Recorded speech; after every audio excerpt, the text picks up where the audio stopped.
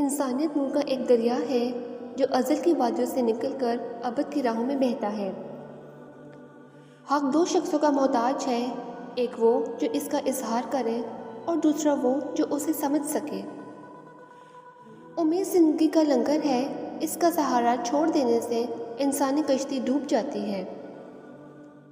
سچ کی ایک ٹھوکر سے جھوٹ کا سارا بت خانہ تباہ ہو سکتا ہے، مگر انسان جھوٹ کے بتوں کی پوجا میں اطمینان تلاش کرنے میں مصروف ہے اور حقیقت پر غفلت کا پردہ ڈال کر خود کو فریب دے رہا ہے۔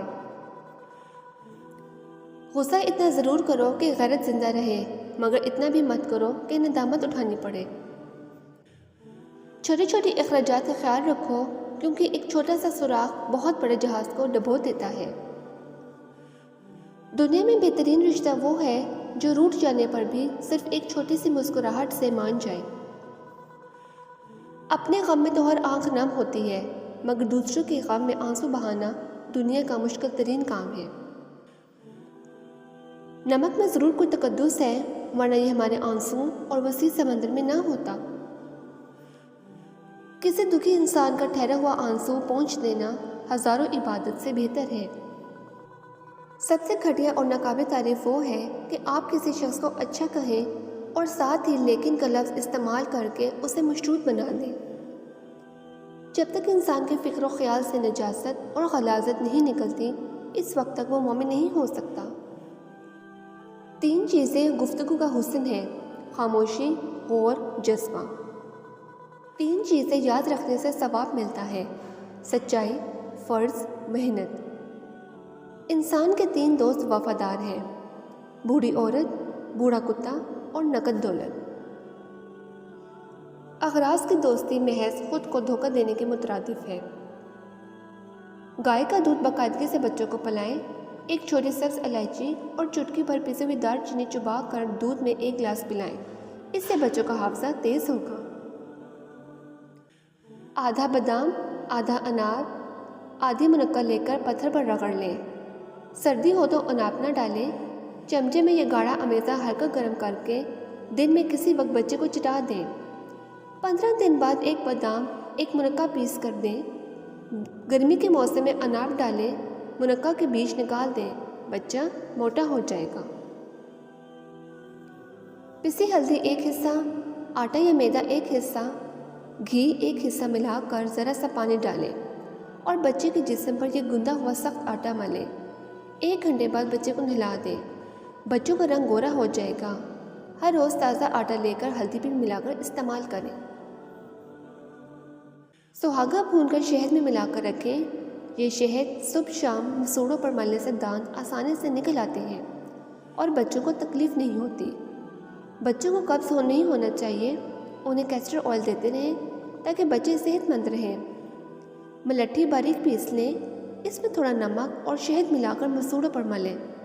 تانبا اور جوس کی تار علیحدہ علیحدہ لے کر کسی سنار سے بٹ دلائیں، پھر اسے ریشمی کپڑے میں سی کر گلے میں ڈالیں، دانت آسانی سے نکل آئیں گے۔ گورے بچوں کی خواہش مند ماں کو چاہیے کہ وہ سفید ناریل نہار منہ میں سیر ملا کر کھائیں۔